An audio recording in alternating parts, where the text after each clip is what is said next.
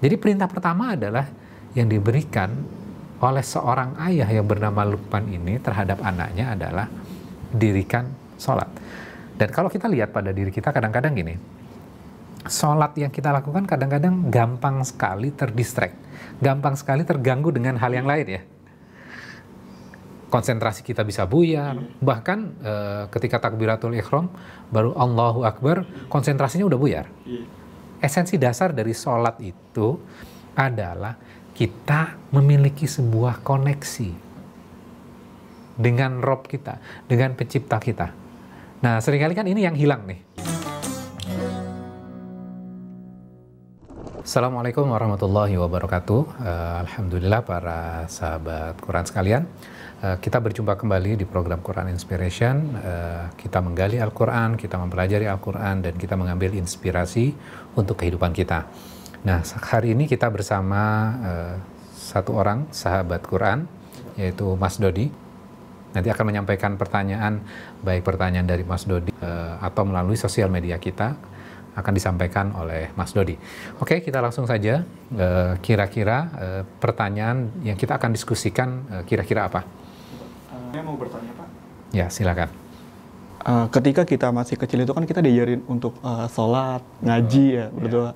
Tapi misal kita udah gede tuh kayak lupa sama sholat atau ngaji ya. Paling kalau sholat kita masih bisa dikejar ya. Tapi kalau ngaji kayaknya udah lupa sama, udah main handphone terus, main gadget atau main. Jadi kayak nggak inget lagi. Kalau sholat masih bisa dilakuin gitu. Gimana caranya biar kita itu terpaku sama dua hal itu, kayak ngaji, sholat, 5 waktu gitu. Kita kejar terus gitu. Okay. Apalagi kayak subuh itu masih susah banget, Pak, untuk sholat gitu. Kayak masih sih, paling jarang gitu. Oke. Yeah. Oke.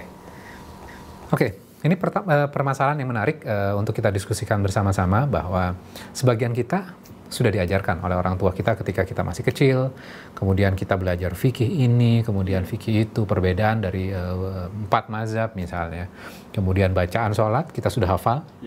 Nah, kenapa setelah dewasa kita agak sulit tuh untuk bisa konsisten sholat, kemudian mengambil sebuah benefit atau sesuatu yang berharga dari sholat itu. Nah, sekarang kita lihat ya. Kita baca surat Luqman, surat ke-31. Di sini Luqman mengajarkan kepada anaknya, kemudian Allah abadikan di dalam Al-Quran untuk kita mengambil inspirasi dari ayat ini. Silakan dibaca ayat ke-17 ya. Iya, Pak. Saya baca artinya, Pak ya? Iya, langsung artinya. Wahai anakku, laksanakanlah sholat dan suruhlah manusia berbuat yang makruh dan cegahlah mereka dari yang mungkar.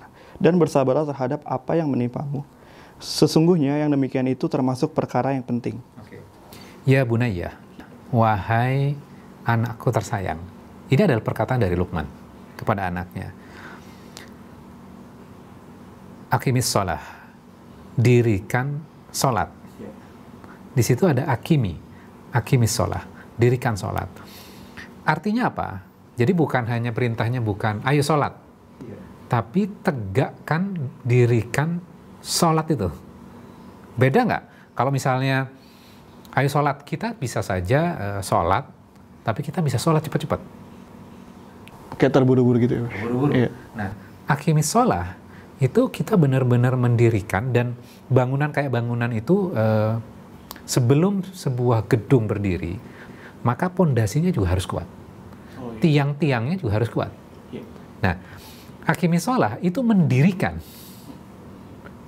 sampai siap untuk menjadi sebuah pondasi, untuk siap menjadi tiang-tiang untuk yang lain-lain.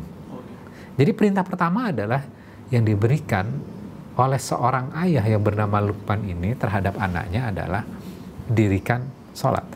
Dan kalau kita lihat pada diri kita kadang-kadang gini, sholat yang kita lakukan kadang-kadang gampang sekali terdistract, gampang sekali terganggu dengan hal yang lain ya. Konsentrasi kita bisa buyar, bahkan ketika takbiratul ihram baru Allahu Akbar, konsentrasinya udah buyar. Nah, kita sudah belajar fikihnya, kita sudah belajar macam-macam bacaan sholat, kemudian kadang kita terlupakan ketika sholat juga.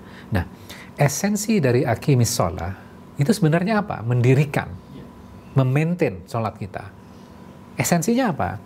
Esensinya adalah sebenarnya adalah kita memiliki koneksi, kita memiliki hubungan direct kepada Allah. Nah, seringkali ini yang kita lupakan. Kita sudah belajar fikihnya, belajar bacaan, tajwidnya kita sudah pelajari, tapi kita melupakan sebuah esensi dasar.